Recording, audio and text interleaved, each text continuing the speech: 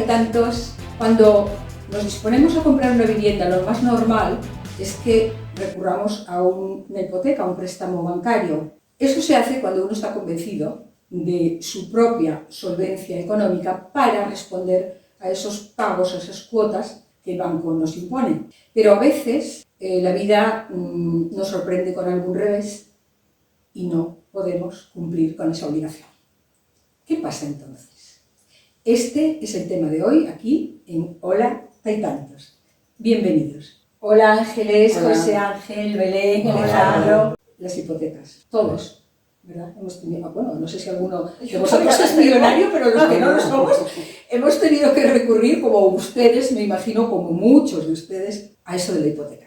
Bueno, vamos pagando, pero a veces la vida te da sorpresas y hay personas que de golpe se ven ante una situación en la que no pueden afrontar esos pagos. ¿Qué pasa entonces? ¿Qué puede pasar cuando no podemos pagar la mensualidad de nuestra hipoteca? Hacer frente a ello e intentar buscar la mejor solución, porque hay gente que hace lo del duelo y que se queda en la fase de negación y entonces va dejando que los meses pasen, como los procedimientos judiciales suelen ser lentos, piensa que esto no se va a acabar nunca, pero lamentablemente un día llega el mazazo y se quedan en la calle, entonces hay que reaccionar antes. Pues sí, Belén, todo esto que dices, pero ¿por qué se llega a esos extremos? Bueno, a veces pues porque uno pierde el trabajo, pero hay otras situaciones que nos lleven a no poder afrontar esos pagos. Bueno, yo creo que cuando no se afronta un pago que se programó inicialmente, porque cuando se pide una hipoteca,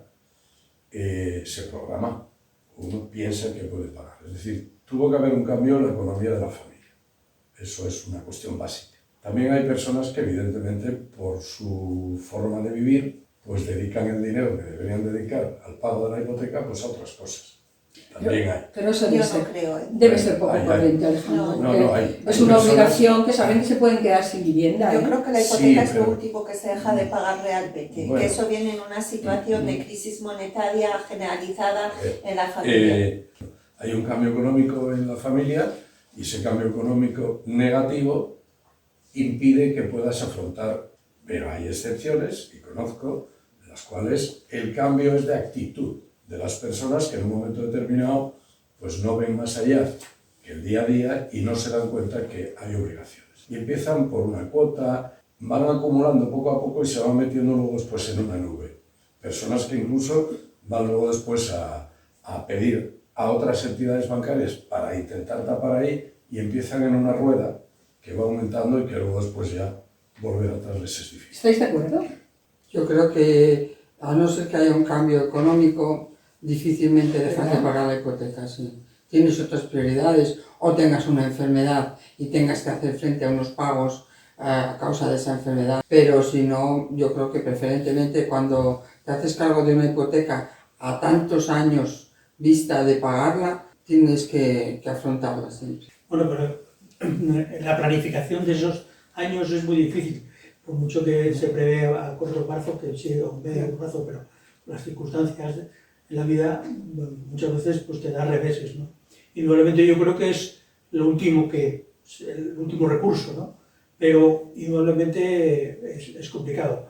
El problema está muchas veces en la propia negación o la no asumir la realidad, ¿no? Es decir, encubrirlo con otros problemas, entonces la bola empieza a creer. Es que yo creo que muchas veces no saben muy bien qué hacer, entonces quedan un poco en stand-by a ver por dónde explota esto, pero muchos yo creo que es que no tienen recursos para reaccionar. También ahora, bueno, en estos últimos años han subido muchísimo con la historia del... Por eso decíamos de planificación. Han subido los intereses y sí que hay gente que tenía una cuota asumida porque hasta ahí podía llegar, pero si le suben 200 euros más, ya no puede. Y también se dieron casos de más de 200 euros, si fuese solo 200 euros...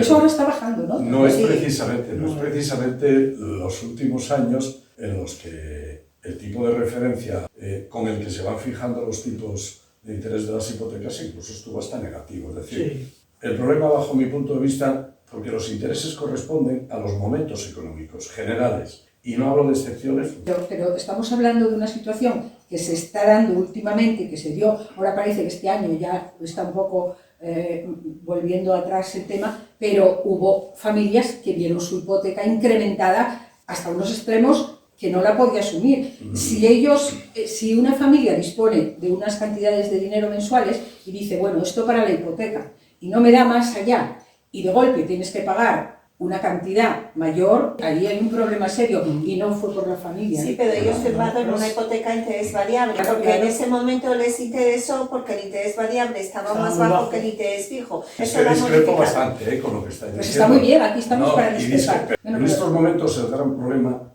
de las hipotecas, y además precisamente todo fue aminorando, no fue precisamente el hecho de que el tipo de interés subiese más o menos. Ese no es el gran problema. El gran problema es que en un momento determinado se dieron hipotecas muy por encima del valor real de las cosas, que hay un parón económico importante a todos los niveles y que de repente uno se ve con una hipoteca con un valor superior incluso al de la propia vivienda, porque con esa hipoteca entraron muchas más cosas. Y te doy, y compras el coche de paso, y compras los muebles y no sé qué. Ahí voy yo, asesoran mal. Sí. No. Espera, se hicieron muy mal. A ver. Muy mal, porque a la gente hay que hablarles claro y hay que decirles, mira, tienes una hipoteca variable, puede pasar esto, puede pasar esto, pero si encima lo que dice Alejandro les ofrece más.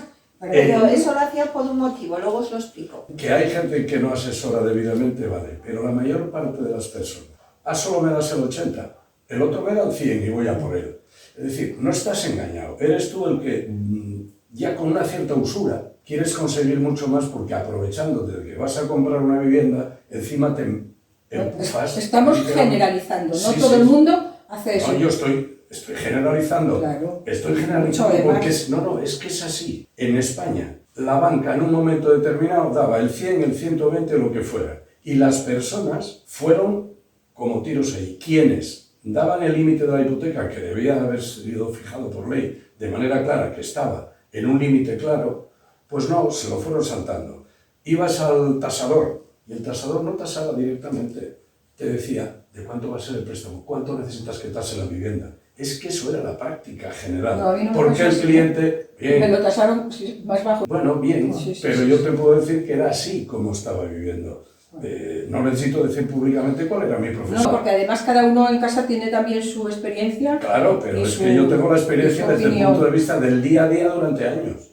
Pero es que Alejandro nos está vendiendo la... No, es que estamos beatificando a la banca. Y no es eso así. Efectivamente, es lo que quería decir. Es que la banca ha hecho eso porque el gobierno se lo ha permitido. ¿Y por qué le ha permitido al gobierno hacer eso? Porque había un gran problema de la vivienda, como el que empezamos a tener ahora mismo, que los jóvenes tampoco pueden acceder al mercado. ¿Y qué pensaron? Había dos soluciones. Aumentamos el parque de vivienda, entonces supone un desembolso importantísimo para el gobierno, o si no, ¿qué hacemos? Se lo vamos a trasladar a los consumidores, les vamos a poner todo tipo de facilidades para que pueda acceder todo el mundo a la vivienda. Y en la vivienda iba incluido, como muy bien decías, en la casa, el amueblar la casa y el coche, y lo metían todo, claro, en una tasación que estaba súper valorada, por eso formamos la gran burbuja inmobiliaria. ¿Y por qué se hacía eso? Pues se sabía que los consumidores no iban a poder pagar, que iba a llegar un momento que no iban a ser capaces de pagar. Pero eso ya lo dejaríamos para una segunda parte. De momento el problema de la vivienda lo teníamos solucionado. Damos crédito a diestro y siniestro, como se dice, y ellos ya van a tener vivienda y no van a generar un malestar ni un problema social. Pero claro, si la gente no puede acceder a la vivienda, que es un bien básico, pues igual se genera un problema social. Y entonces lo solucionaron de esta manera. Y luego de aquellos, como digo, de aquellos barros vienen estos lodos, pues luego ha tenido que intervenir de Europa y luego ya comentamos. Luego ya comentamos porque ahora vamos a ver qué comenta Carmen, si os parece, ¿vale? Muy bien. Carmen, a ver qué nos dices tú, porque me parece que hoy está aquí esto calentito, ¿eh? Hola Taitantos, ¿cómo estáis? Para una familia no poder pagar la hipoteca puede ser una de las situaciones más angustiosas que existen. El hogar no es solo un techo, es el lugar donde nos sentimos seguros. Y cuando esa seguridad está en riesgo, la incertidumbre puede afectarnos profundamente. Las emociones que surgen en estos momentos suelen ser intensas. El miedo a perder lo que con tanto esfuerzo se ha logrado, la frustración por sentir que se escapa de nuestras manos las opciones y muchas veces la vergüenza. Vergüenza de no poder cumplir con algo tan básico como el hogar para nuestra familia. Y esto puede generar mucho estrés, tanto en la relación de pareja como en toda la familia, afectando a la salud emocional y física. Pero aunque la situación es complicada, es importante saber que no todo está perdido. Hay soluciones que pueden ayudarnos a manejar mejor este momento. Una opción es hablar con el banco para negociar una reestructuración de la deuda, extender los plazos o buscar un periodo de carencia.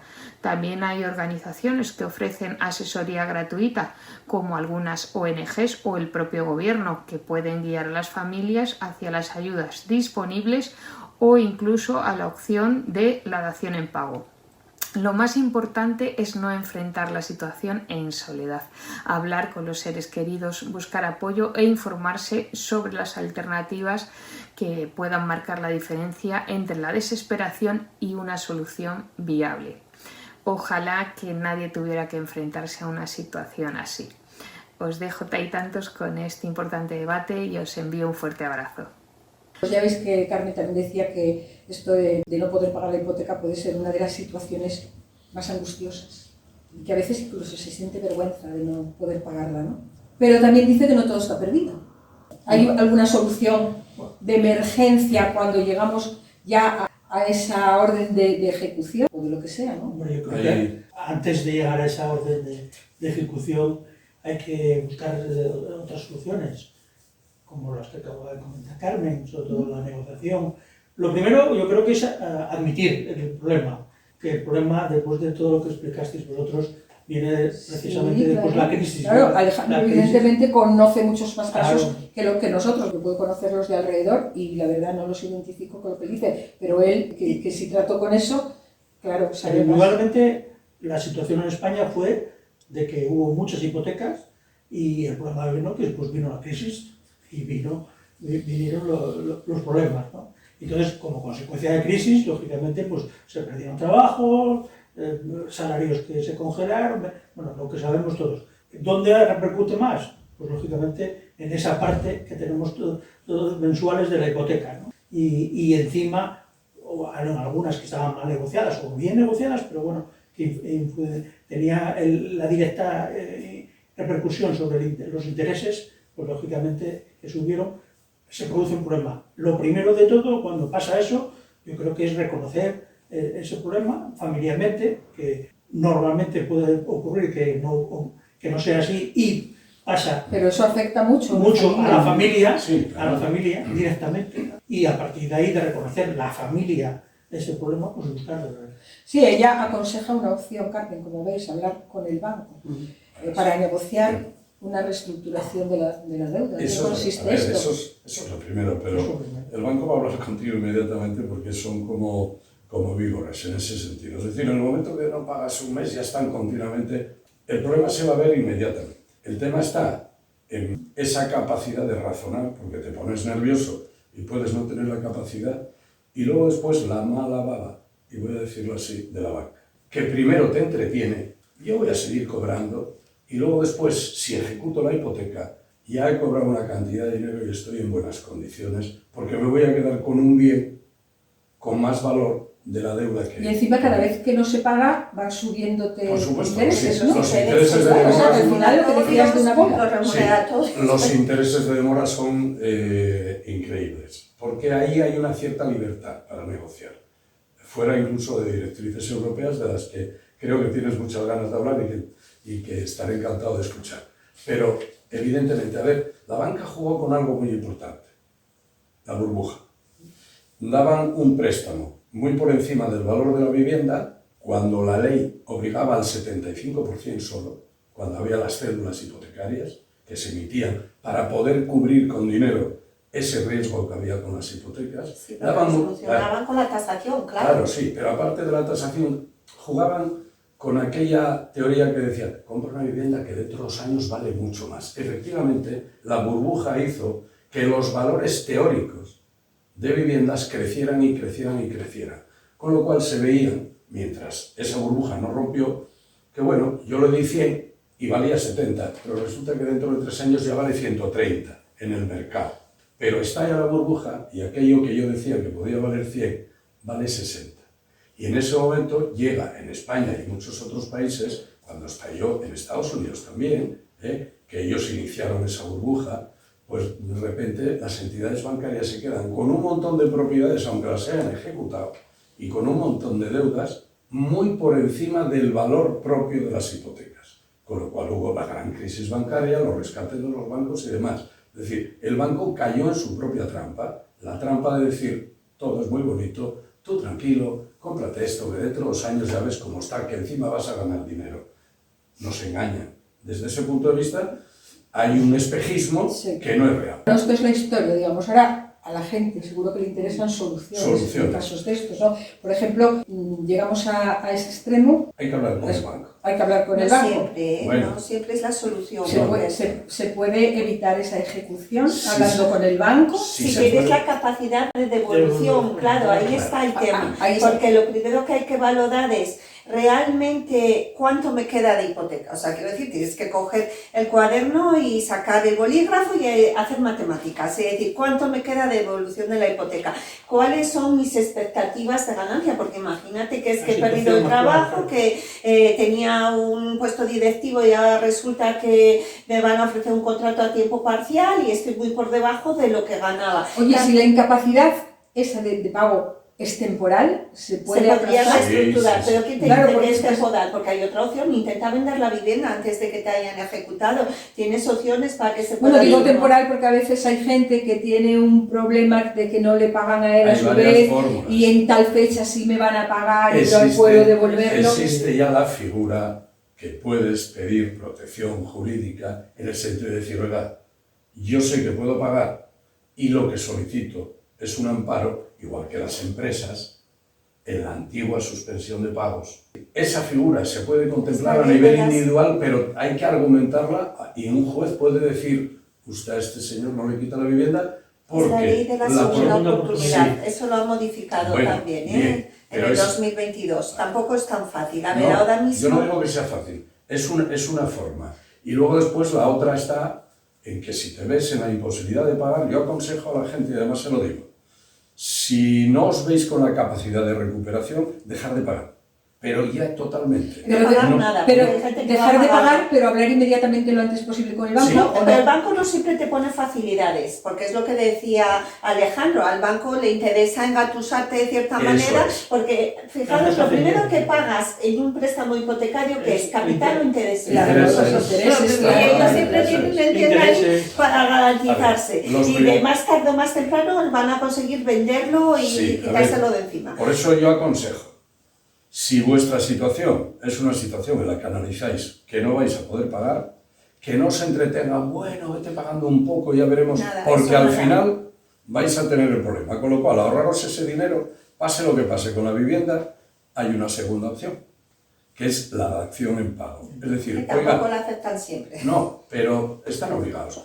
Hay que pelear por ella. Es decir, oiga, usted me hipotecó esta vivienda, esa vivienda vale en teoría, porque usted no me podía dar más dinero y si me lo dio allá usted se queda con la vivienda. Yo puedo contar un caso, es un caso en el que intervine yo ante un familiar, decir, ven para acá, que vamos a hablar con el banco. Y decirle al banco, no solo te doy la dación en pago, sino que además vamos a hacer un cálculo y le tuvo que devolver dinero. Se quedó con la vivienda y le pagó una parte del dinero. Ahí iba yo, porque se escucharon muchos casos de daciones en pago que la gente se quedaba sin dinero y sin vivienda. Sí. Y todo lo que pagaste ya está pagado. Porque ella lo decía, a ver, el sistema que tenemos de pago, al igualar las cuotas, teóricamente, si el interés no se moviera, al principio pagas mucho interés y muy poquito capital. Con lo cual, los primeros años has pagado interés. Pero la deuda no baja. Si me permitís, voy a utilizar un término que no acostumbro a utilizar, es una putada. una usura. Es todo, claro, por eso ha tenido que intervenir Europa. De hecho, daros cuenta que la ley hipotecaria que tenemos desde el año 1946 hicieron una reforma en junio del 2019 que todo el mundo conoce como la nueva ley hipotecaria. Y eso no es la nueva ley hipotecaria. Eso es una ley que obligó a dictar Europa para proteger a los consumidores frente a los abusos de los bancos. Y una de las cosas que modificó fue que no te podían echar de la vivienda con que debieses 1, 2 o 3 cuotas, sino que ahí ya te estableció que dependiendo del plazo que estuvieses pagando, si fuese el primer periodo de la hipoteca, pues tendrías que deber 12 meses, 12 cuotas para poder echarte un 3% del total del préstamo hipotecario, o si estuvieses en el segundo periodo ya lo subían hasta un 7% del total. Creo que eran 13 cuotas, o sea, bueno, que ha aumentado las cuotas. Ya tienes que deber un año entero para que te puedan ejecutar una hipoteca. Otra de las cosas que no se está diciendo tampoco es que los bancos también se han puesto las pilas y antes lo que había era ejecuciones hipotecarias.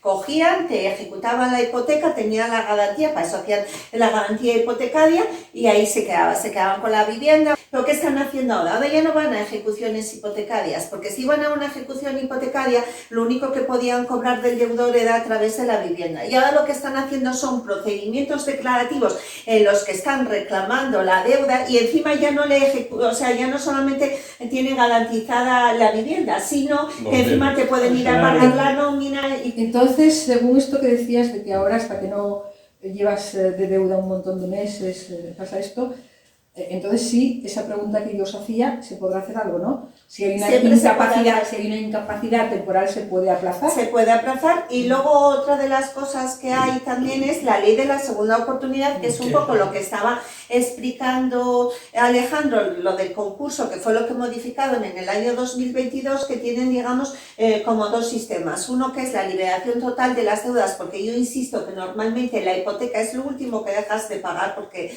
es un bien básico, tienes que tener un techo donde vivir, pero si no, mal vamos. Entonces, pero suele meterse en un contexto que no solamente debes la hipoteca, sino que tienes otros préstamos, tienes el del coche, Entonces, suele haber más de una deuda. De hecho, para poder ir al procedimiento de la segunda oportunidad, tienes que tener por lo menos 2 acreedores. ¿Qué haces? Puedes liberar la totalidad de las deudas y ahí entregas la vivienda, o si no, puedes conservar la vivienda y haces un plan de pagos. Y entonces haces una liberación parcial, que llaman. Ese plan de pagos inicialmente es de 3 años, pero cuando conservas la vivienda es de hasta 5 años. Bueno, que es un buen mecanismo. De hecho, han hecho una estadística en el Ministerio de Justicia y están sorprendidos por el volumen de cómo se ha incrementado Hay una cosa que se llama periodo de carencia. Quería preguntaros en qué consiste, pero vamos a pasar, si os parece, con Marián, que Marián pregunta a otras personas que no están aquí. Ahora te explico, sí. Adelante, Marián. Hola, Taitantos. Hemos salido a preguntar si han faltado alguna vez al religioso deber del pago de la hipoteca. Y nos han dicho en muchos casos que sí, que efectivamente en alguna ocasión han tenido que dejar algún recibo impagado. Cuando esto se produce, nos comentaban los encuestados que la situación emocional es una situación muy difícil de conciliar. Queríamos saber en qué momento pues no cumplieron con esas obligaciones de pago, y nos dicen que fundamentalmente por pérdida de empleo, en el 90% de los casos, en algunos casos sí nos han contado que por otras circunstancias, pero el 90% nos decía que porque le había faltado el empleo o porque la empresa había entrado en un ERTE, en un ERE o en cosas similares. También nos contaban que lo de no pagar la hipoteca no es opción, que la hipoteca se deja de pagar cuando ya no te llega el dinero para comer, pero que mientras te llegue el dinero para comer, la hipoteca no puedes dejar de pagarla, porque si lo haces, los que han pasado por esta experiencia han visto que se va aumentando la deuda por esos intereses que amablemente nos cobra el banco. Queríamos saber si ante estas situaciones los bancos te ayudan, te dan alguna salida o te dan... Y nos dicen que bueno, que en ningún caso les han dado salida, que lo que han contado ha sido con ayuda de familiares o amigos que les han ayudado a soportar esa situación, o en algunos casos que sencillamente han ido aportando hasta que han podido ponerse al día, pero que es verdad que ha sido un camino largo y dificultoso. Así que ya sabéis, hasta que no falta de comer, no hay que dejar de pagar la hipoteca. O eso nos han dicho. Un saludo. Gracias, Marian, y gracias, Carmen, también. No te di las gracias antes. Gracias a las dos por estar siempre ahí y por, bueno, pues ayudarnos a que esto marche, ¿eh? Que nos ayudáis. Como decía ella, la religiosa obligación, lo llamaba, ¿no?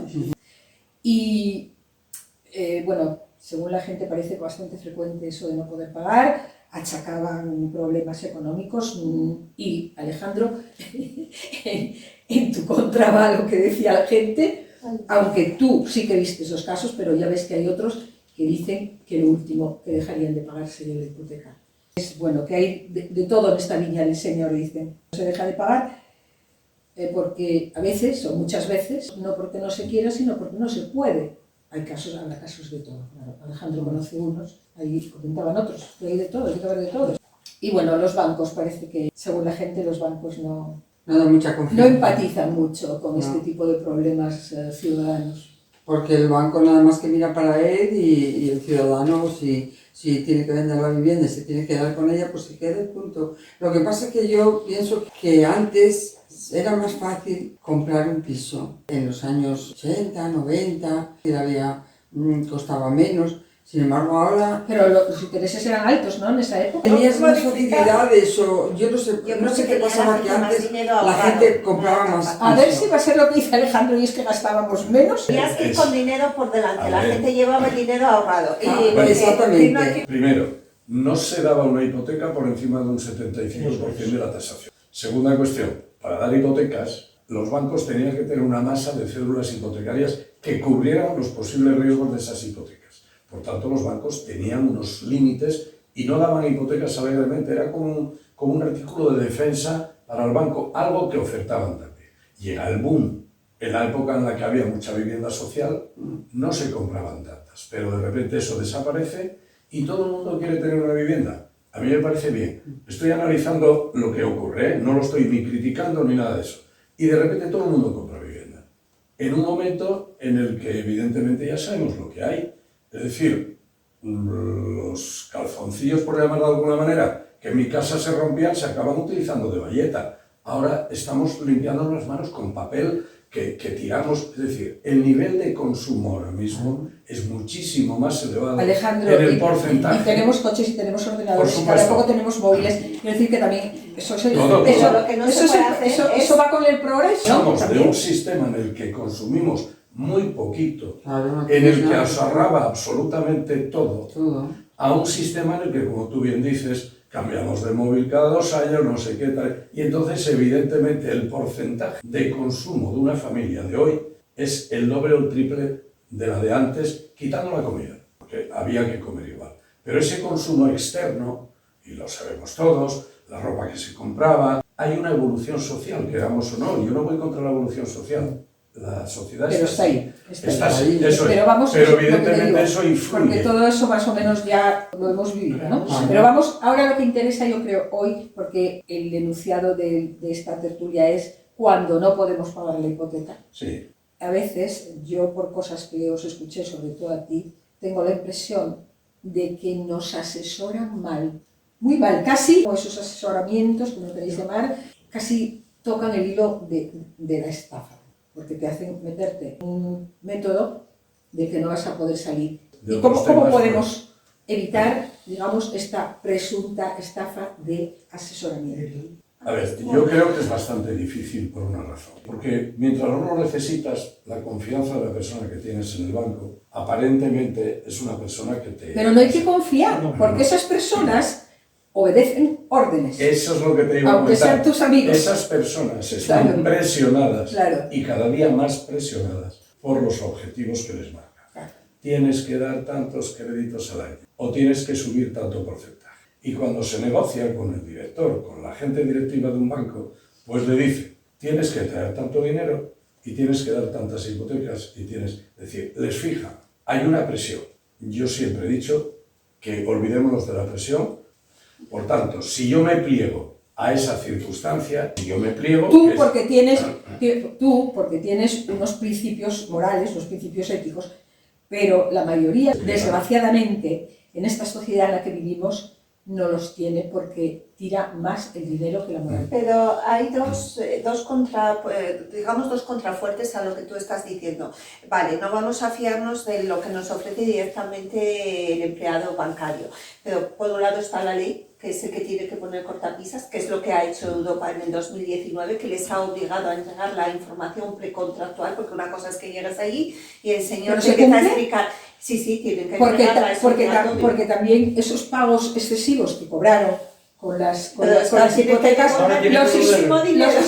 los está reclamando la gente. Pero vía judicial. De hecho, a mí me pasó y no te atienden. Tienes que acudir al juzgado.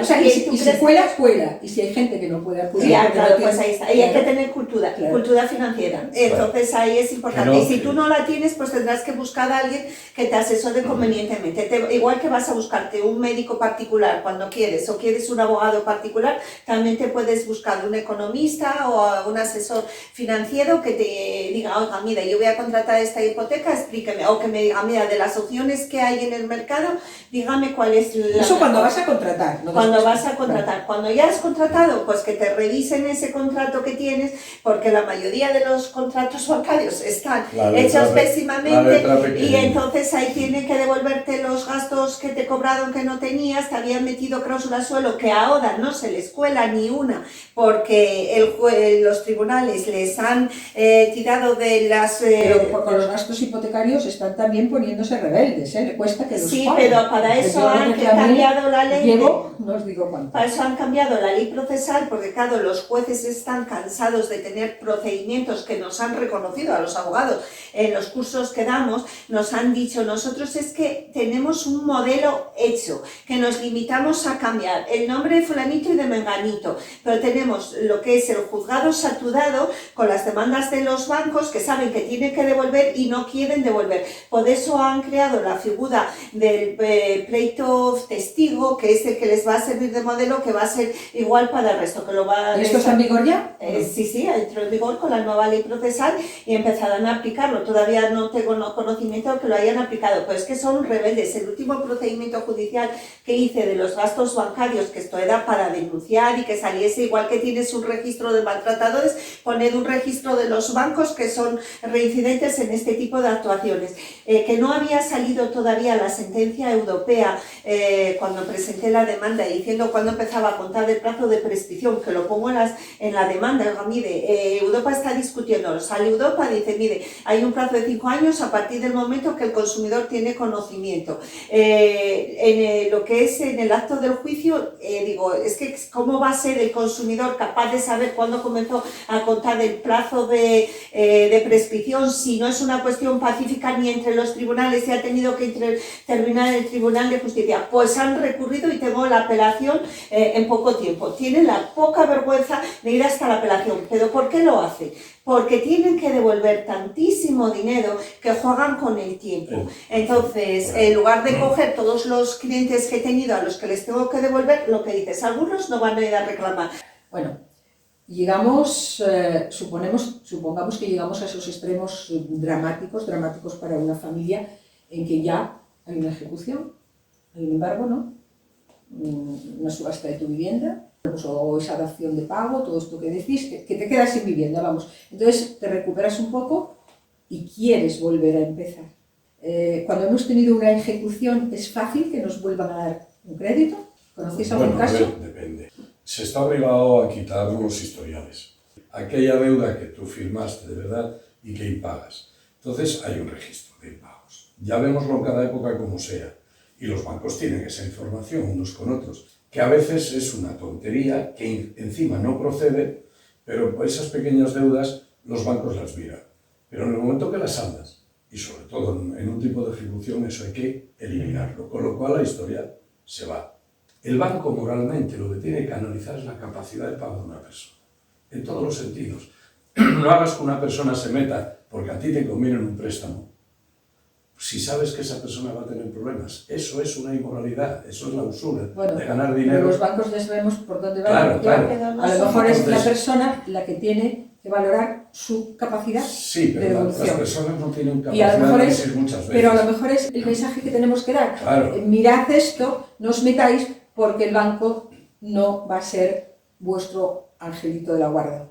Dos puntualizaciones que no saben. Con la ley de la segunda oportunidad, una de las cosas que obligan precisamente cuando te dictan la exoneración del pasivo insatisfecho, te tienen que borrar de todos los registros de morosos de manera que no puedan consultar ese historial, es precisamente, lo dice la palabra, una segunda oportunidad para que puedas volver a empezar. Y luego otra cosa que la gente no sabe y que no sabemos los abogados que nos han dado un tirón de oreja, es que cuando a ti te han ejecutado una hipoteca, ya no te pueden aplicar, si por ejemplo vuelves a tener otra deuda en los embargos, por ejemplo de la nómina, ya no te pueden aplicar el límite del artículo 607, es un real decreto que hay del 2011. ¿Qué quiere decir ese decreto? Porque claro, nosotros no sabemos ni ese artículo yo ni creo ese que todos decreto. lo sabéis, para poder embargarte tienes que ganar por encima del salario mínimo interprofesional y a partir de ahí te embargan un porcentaje en función de los ingresos que tengas.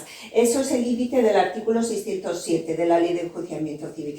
Pero cuando se trata de una persona que le han ejecutado una hipoteca y la han echado de su vivienda porque no podía pagar la hipoteca, ese límite no opera y tendría que ganar aproximadamente unos 3.500 euros, digo, en el momento actual, para que pudiesen embargarle algo de la nómina. Lamentablemente eso no se sabe y pues a lo mejor... O sea, que la nómina está segura.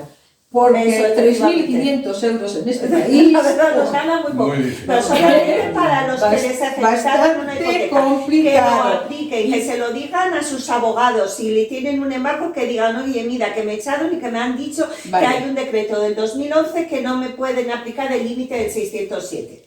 Porque hay que invocarlo. Hablábamos antes, yo os hacía una pregunta cuando, creo que fue cuando fuimos a Marián, y era lo de la carencia de una hipoteca, en qué consiste ese periodo de carencia. Vamos a dejar aquí a la derecha, si quiere decir algo, y luego contestáis vosotros expertísimos en esto de la... Me temo que la derecha de la carencia. va a adaptar a esta Bueno, parte es de que la vida. derecha pues tienen sus hipotecas pagadas o en su momento Son pagadas los pudientes. puntualmente, Claro, y entonces claro, no tuvimos Mira nada de cómo todo están, eso. morondos ellos. Todos estos procesos son no los- tenemos nada. No, la camisa. Y luego A ver. hay otro tema que hablaremos un día y es esto de... Antes había viviendas sociales, ahora en muy pocas hablaremos de esto también como tema, ¿eh? Es muy Sí, interesante. es un tema ¿eh? interesante. Un tema interesante, pero hoy no, otro día. No. Hoy estamos con estas hipotecas que nos ponen tan nerviosos y que nos hacen sudar muchas veces para poder terminar de pagarlas. Y la pregunta era, ¿en qué consiste carencia. esa sí, la Técnicamente, la carencia significa que no pagas capital y solo estás pagando intereses durante un tiempo. Algunas carencias son tan radicales que incluso No pagas nada. no pagas ni ¿Pero siquiera... por qué se hace esto? Déjame. Bueno, mira, es una forma de enmascarar los límites. Yo te digo al que va a comprar, y préstamo es comprar dinero, ¿vale? Yo le digo como banco, bueno, ya no voy a tasar, ya no voy, pero te voy a dar facilidades, porque al principio tienes muchos gastos, vas a estar en una situación económica más difícil, más apretada, con lo cual, mira, te doy la facilidad de que no me pagues capital, que no amortices. ¿Qué es lo que ocurre? Que yo te tengo entretenido 2 o 3 años cobrando exclusivamente intereses, pasa ese tiempo y me sigues debiendo toda la deuda, no has amortizado nada. Con lo cual, yo alargo un préstamo durante mucho tiempo, estoy cobrando muchos más intereses y en cierta manera lo que juego es con la inflación y con lo demás, porque esa hipoteca, esa garantía que tengo, de alguna manera con esa inflación también a mí me va mejorando. Es decir, es de nuevo un engaño técnico. Una pillería, es una Claro. auténtica pillería. Sí que, algo para terminar así a manera de consejito para todas estas personas que nos ven y que van a pedir una hipoteca, que ya la tienen, que tienen problemas. Bueno, aquí hemos dado algunas soluciones ante esos problemas, ¿no? Se ha explicado bien una serie de cosas. Pero y bueno, también a los que la puedan pedir, también Belén habló de asesorarse antes, porque como veis, los bancos no son nuestros ángeles de la guarda, aunque en un momento pueda parecerlo porque nos dan ese dinerito, pero no lo dan, sinceramente. Así que, lo que decía, ¿queréis decir algo y terminamos? que los bancos te dan si pueden, y en el momento que vean que no pueden, te aprietan de tal manera que te ahogan. Así de radical. Así, de acuerdo. O sea, que son el enemigo público número 1, básicamente. Y sobre todo yo, por mi parte, decirle a la gente que no se queden parados, que reaccionen, que busquen la mejor solución, porque al final te acaba pillando, es mucho peor. ¿Y la mejor solución dónde se busca? Pues precisamente, primero hay que ¿En valorar ese la asesor? situación. Yo iría a un asesor financiero y que me reestructure la deuda, pero no el banco, sino que me la reestructure un experto. Ángeles. Hombre, lo principal es intentar no dejar de pagar.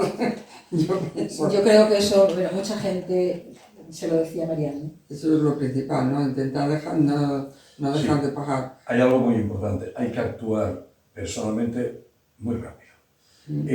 No hacer como la avestruz y esperar y a ver Sí, si que a ver pasen si- los meses. Se lo hace. Primero, la falta de cultura financiera, que tú apuntabas, y segundo, el bloqueo ante una situación como esa, que es dramática, porque Muy efectivamente dramática. la vivienda es Muy la dramática. situación de deuda más dramática que hay. Afecta Puedes a deber toda una otras familia, cosas, te quitan otro tipo Afecta de a toda una cosas. familia y con el dinero y los bancos los Claro. sentimientos no Es existen. que eso en realidad es un problema social. Claro. Es un problema social y personal sobre Por todo. tanto, actuar de manera muy rápida, analizar interiormente cuál es la situación y a partir de eso tomar las decisiones, pero las decisiones que uno quiera tomar y no la que les diga el enemigo de enfrente. José Ángel. No, redundando un poco lo que dice Alejandro, yo creo que es un problema social, hay que desde un principio actuar rápido, hay que apoyarse, como salió en la encuesta, al final está rodearse de la familia, hay que abrirse a amigos, etcétera, porque los bancos, ya, después de todas las situaciones técnicas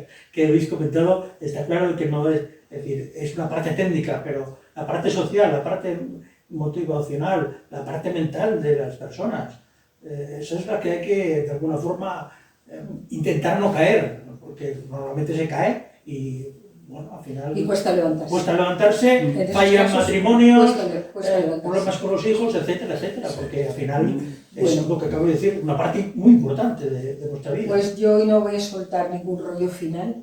Pues si se te da Solo voy a decir que, bueno, han escuchado ustedes cosas aquí, creo que muy interesantes. Si no han entendido algo, pueden repetir la tertulia, pueden en YouTube volver a verla las veces que quieran, porque ahí se queda, para enterarse bien de todas estas cosas que a lo mejor así en este tiempo de programa pues les han ido demasiado rápido. Pero en YouTube tienen siempre, el día que quieran, a la hora que quieran, esta tertulia y otras de Hola y Tantos. Ahí los consejos ya los dieron ellos, así que yo lo único que voy a decir es que, Dios mío, qué pillos son los bancos. Hasta la semana que viene.